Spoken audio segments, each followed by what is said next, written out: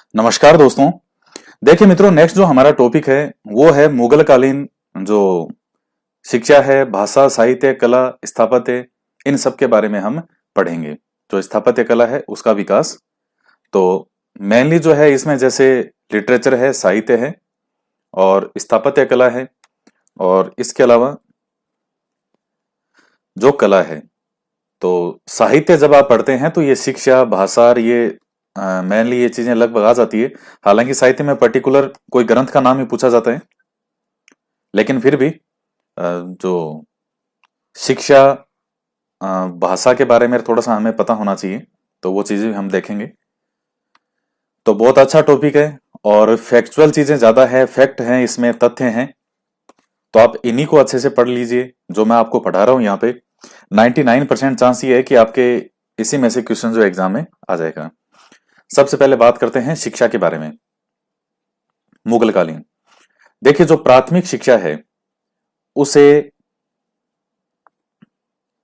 जहां दिया जाता था उस जगह को कहते थे मकतब, और जबकि उस शिक्षा जहां दी जाती थी उसे कहते थे मदरसे। तो थोड़ा सा फैक्चुअल चीजें हैं। और कौन सी भाषा होती थी दोनों में ही शिक्षा में? फारसी भाषा। तो हम मुगलकालीन शिक्षा के बारे में बात कर रहे हैं। तो प्राथमिक शिक्षा का अध्ययन जहां करवाया जाता था वो मकतब, उस शिक्षा का अध्ययन करवाया जाता था मदरसों में। इसके बाद में देखिए कुछ उपाधियां हैं, जैसे फाजिल, काबिल और आमिल। फाजिल क्या था? तर्क और दर्शन के लिए, जबकि काबिल था साहित्य शिक्षा के लिए।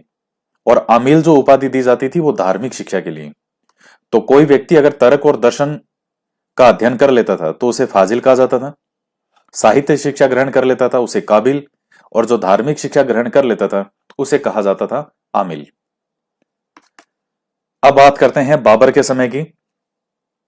तो बाबर ने दिखेगा देखिएगा तुजुक ए बाबरी, ये बाबर ने अपनी आत्मकथा लिखी थी।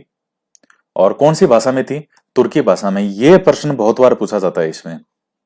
सारी दुनिया को पता है कि बाबर ने कौन सी आत्मकथा थी, बाबर की आत्मकथा क्या नाम था? तुजुक ए बाबरी। लेकिन भाषा कौन सी थी? तो तुर्की भाषा में। यह ध्यान रखिएगा।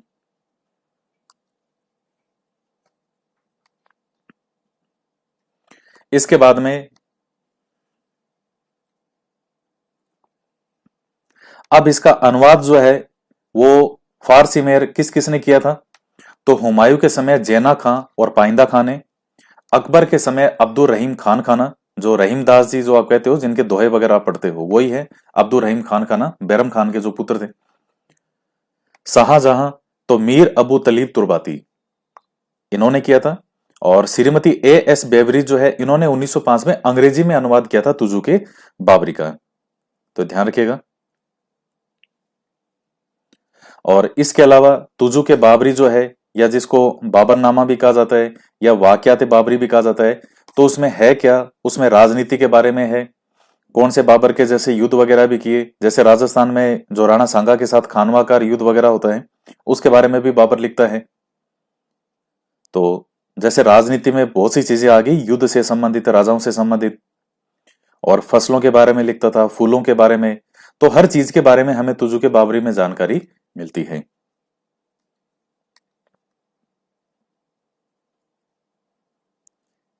ये जो बाबर की आत्मकथा है तुजु के बाबरी, इसी में बाबर ये लिखता है कि मैंने जब से होश संभाला और जब से मैं गद्दी पर बैठा हूं। बाबर भी बहुत कम आयु में गद्दी पर बैठ गया था, 12-13 साल की उम्र के आसपास। और वहां इसको, इसके बाबर के जो थे विरोधी विरोधी थे। तो बाबर कहता है कि मैं मेरे विरोधियों से और उधर धूल भरी आंधियों से, गर्मी से मैं इतना परेशान था वहां पे। और मैंने हिंदुस्तान के बारे में इतना सुन रखा था, तो मैं हमेशा यही सोचता था कि एक बार मैं हिंदुस्तान को फतेह जरूर करूंगा और उसके बाद मुझे वापस यहां नहीं आना। तो यही आप देख लीजिएगा, वो इतना ज्यादा बाबर ने सोचा था हिंदुस्तान को जीतने के बारे में। और इसीलिए जब ये बयाना का युद्ध होता है तो उसमें बाबर के सैनिकों की हार हुई थी। लेकिन बाद में जब खानवा का युद्ध होता है तो बाबर की स्थिति युद्ध के बीच में बड़ी विपरीत हो चुकी थी। उसके सैनिकों में जो है, सैनिकों ने भागना शुरू कर दिया, सैनिकों में मच गई थी भगदड़ सेना में। लेकिन बाबर उस सेना को इकट्ठी करता है और क्योंकि वो सोच चुका था कि मैं यहां से भाग के जाऊंगा तो नहीं, मैं, क्योंकि भागने के लिए वो यहां नहीं आया था, वो यहां रहने के लिए आया था।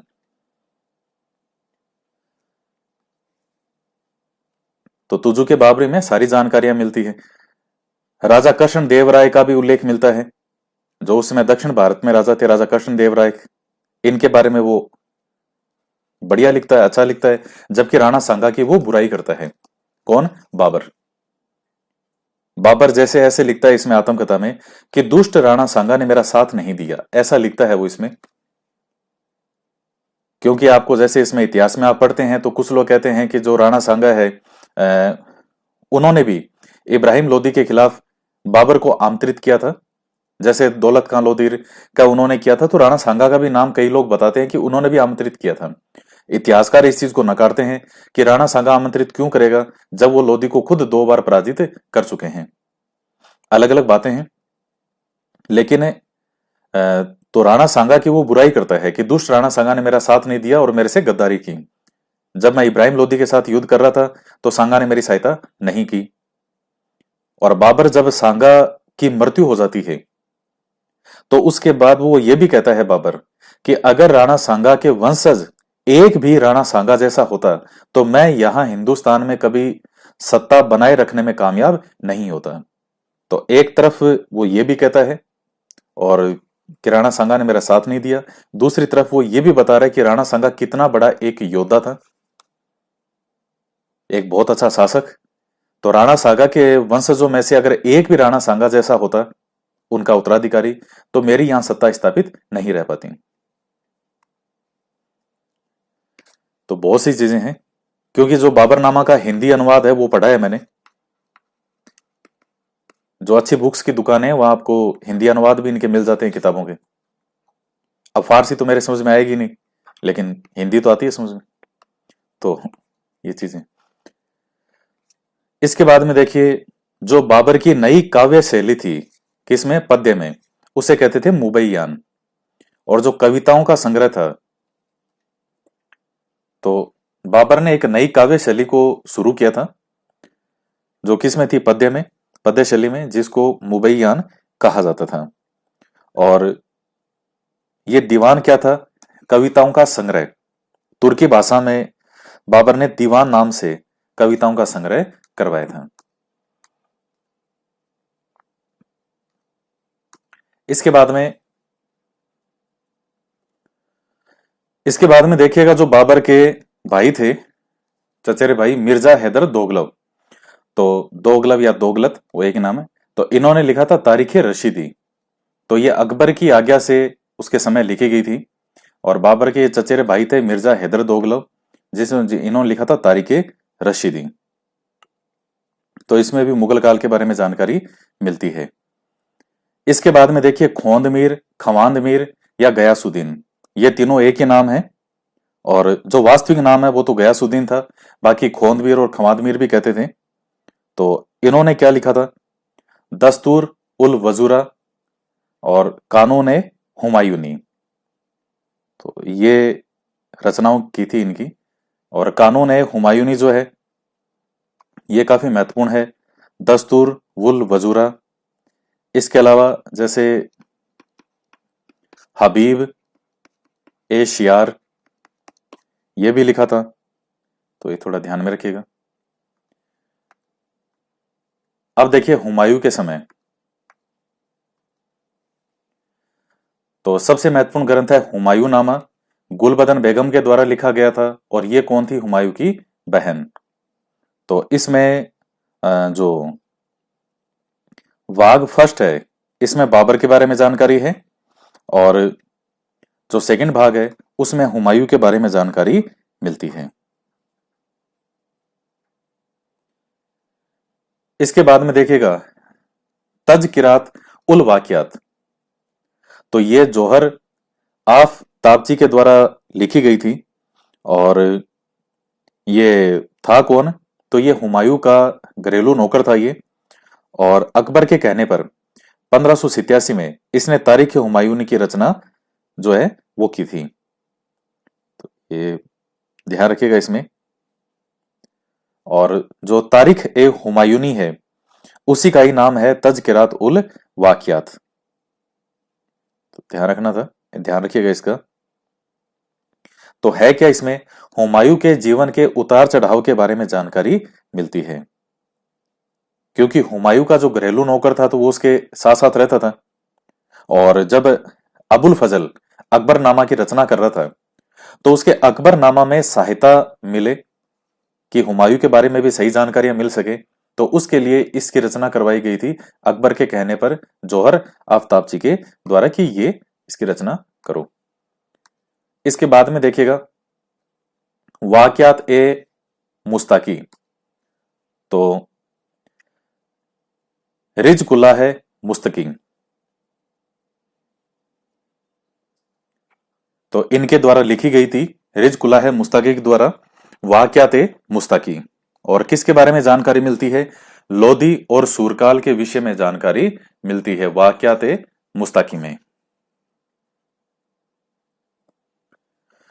तो अकबर के बारे में देखिए, भारत में दरबारी इतिहास लेखन की परंपरा शुरू होती है। मतलब राजा के बारे में नियमित रूप से जो पर्टिकुलर आपके दरबार में इतिहास लिखने के लिए लेखक रखे गए हैं, ये जो परंपरा है ये शुरू होती है अकबर के समय।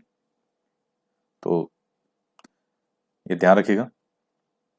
सबसे पहले है नफाइस उल मासिर। तो इसकी रचना किसके द्वारा की गई थी? मीर अलाउदौला कजविनी के द्वारा। 1565 से 75 75 तक का विवरण है नफाइस उल मासिर, मीर अलाउदौला कजविनी के द्वारा। इसके बाद में देखिए अकबर के समय की प्रथम ऐतिहासिक पुस्तक थी ये, कौन सी? नफाइस उल मासिर। तो 65 से 75 तक की जो भी घटनाएं हैं उनका विवरण इसमें मिलता है। इसके बाद में देखिए अकबरनामा किसके द्वारा लिखी गई थी? अबुल फजल के द्वारा, और 1591 से 1598 के मध्य। तो इस समय ये पूरी होती है। तो 3 भाग है इसमें। पहले भाग के अंदर बाबर, हुमायूं सहित अकबर के पूर्वजों का वर्णन है। दूसरे भाग में अकबर के शासन का कालक्रम विवरण है। और तीसरे भाग को इसको आईने अकबरी कहा जाता है। तो ये 3 भागों में है। तो इतना आगे तक तो पूछता ही नहीं। रचना किसके द्वारा की गई थी? तो यहां तक है ये चीजें। और अकबरनामा को आईने अकबरी भी कह दिया जाता है। इसके बाद में है मुंतखब उत तवारिख। तो यह बदायूनी के द्वारा लिखी गई थी, अब्दुल कादिर बदायूनी। तो इसमें जो हिंदुस्तान का आम इतिहास है उसके बारे में जानकारी मिलती है। तो ये काफी महत्वपूर्ण है। ये जब आप राजस्थान का इतिहास पढ़ते हो तो जब वहां युद्ध होता है हल्दी घाटी का, तो उस समय भी इस किताब का जिक्र आता है। आप पढ़ते हो ना कि हल्दी घाटी के युद्ध को गोगोंदा का युद्ध किसने कहा है? तो इसी बदायूनी ने कहा है। इंशा ए अबुल फजल, ये क्या है?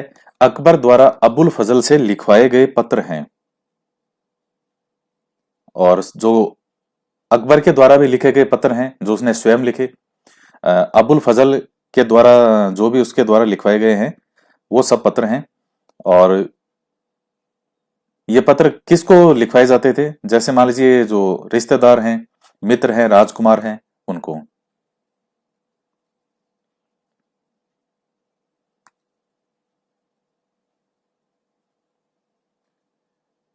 इसके बाद में अनुवाद के बारे में देखिए तो अकबर ने अलग से अनुवाद विभाग भी बनाया था।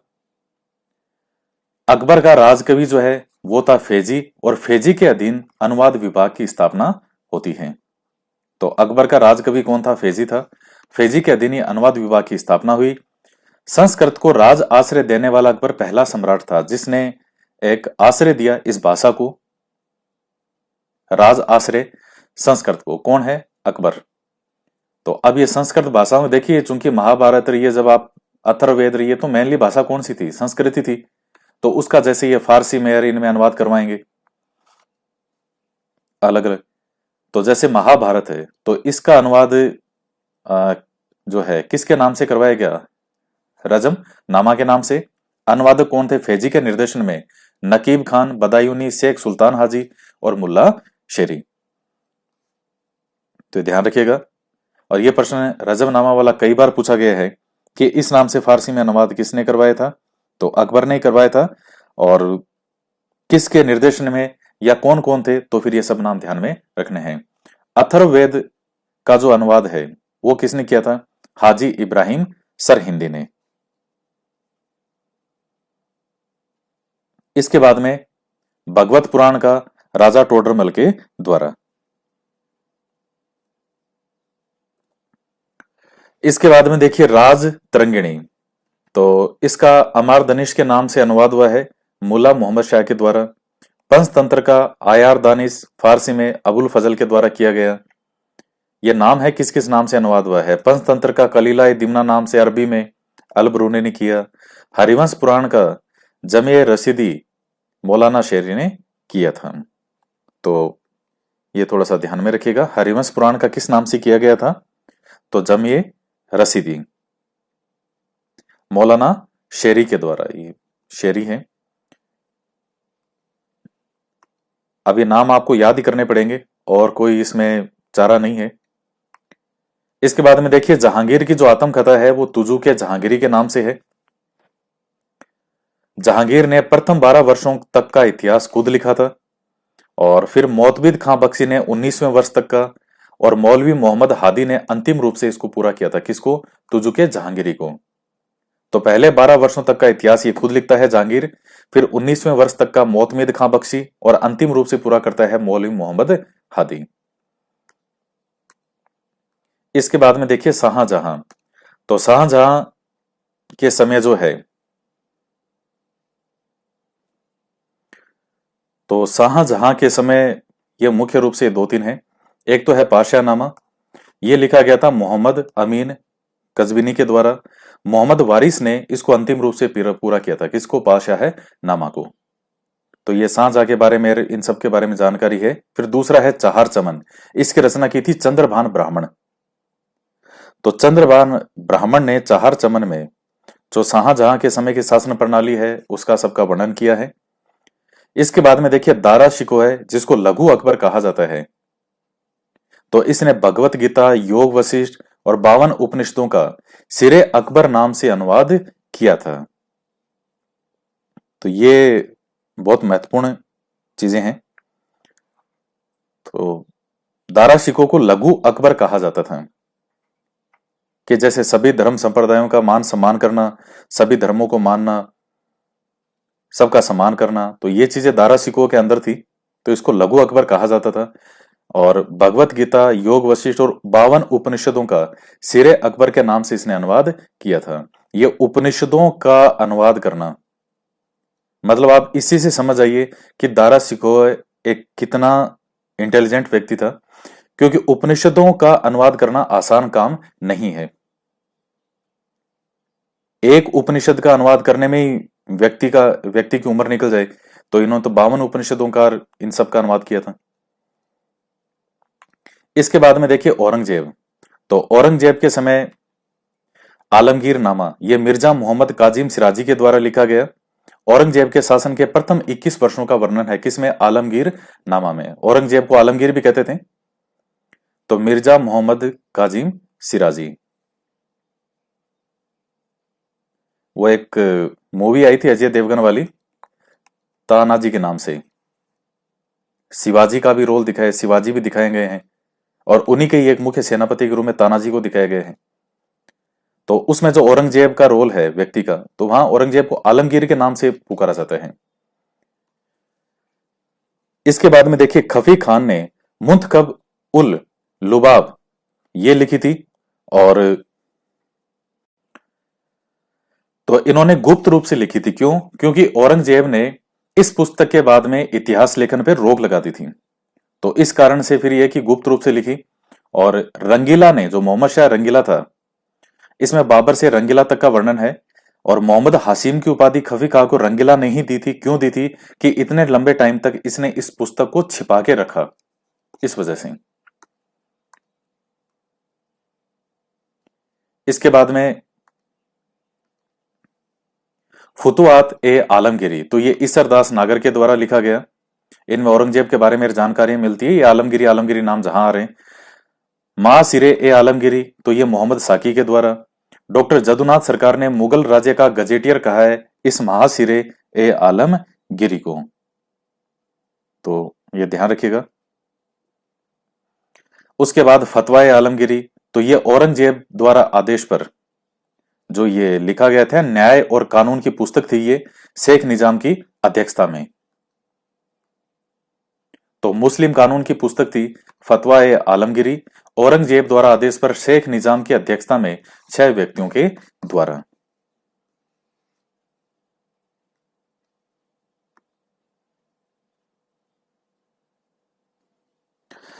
उसके बाद देखिए हिंदी साहित्य। तो अकबर का जो काल है वो हिंदी कविता का स्वर्ण युग कहलाता है, अकबर का काल।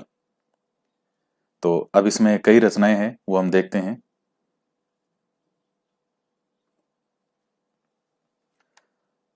ये देखिएगा, दरअसल अकबर ने नरहरि सहाय को महापात्र की उपाधि दी थी और बीरबल को कवि राय की उपाधि दी थी, किसने? अकबर के द्वारा। तो ये हिंदी में लिखते थे, जो हिंदी के दरबारी कवि थे, जैसे बीरबल हैं या नरहरि सहाय हैं।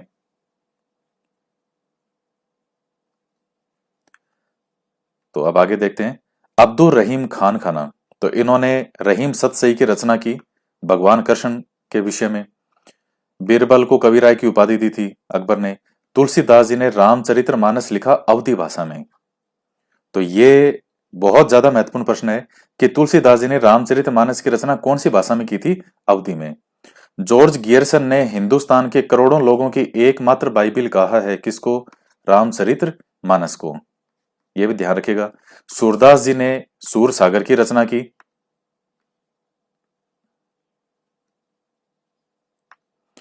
इसके बाद में देखिएगा जहांगीर के समय जो है, कवि केशव दास ने रसिक प्रिया, रतन प्रिया, राग चंद्रिका, वीर सिंह देवचरित और जहांगीर जस चंद्रिका की रचना की। किसने? कवि केशव दास। शाहजहां के समय जो दरबारी कवि थे पंडित जगन्नाथ, उन्होंने रस गंगाधर और गंगा लहरी की रचना की। ये हिंदी से संबंधित चीजें। सुंदरदास जी जो थे, तो उन्होंने सुंदर श्रृंगार, सिंहासन बतीसी, बारहमासा, बावनी, इन सब की रचना की। तो सुंदरदास जी को कवि राय, महाकवि राय की उपाधियां दी गई और रस खान ने प्रेम वाटिका की भी रचना की। तो ये चीजें हैं। तो शाहजहां के समय जो दरबारी कवि थे पंडित जगन्नाथ, और सुंदरदास जी ने इनकी रचना की सुंदर श्रृंगार, सिंहासन बत्तीसी, बारहमासा, बावनी। और कवि राय, कवि महाकवि राय की इनको उपाधि दी गई शाहजहां के द्वारा। रस खान जो है उन्होंने प्रेम वाटिका की रचना की।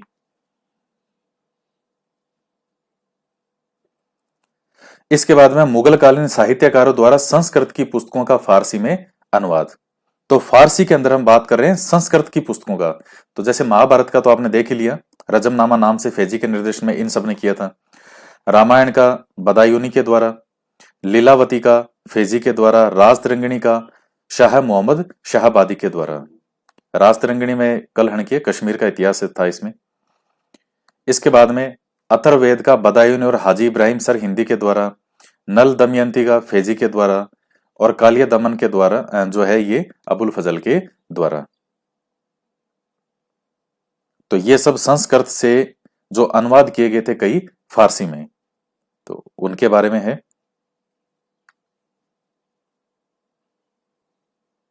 तो मेन मेन जो बिंदु हैं वो देखिएगा यही है। और इनके समय के वैसे ग्रंथ अगर आप देखोगे तो बहुत सारे निकलेंगे। मुगल काल की पुस्तकें और जो लेखक हैं वो काफी संख्या में है। तो जो मेन मेन है वो आपको ध्यान में रखने हैं।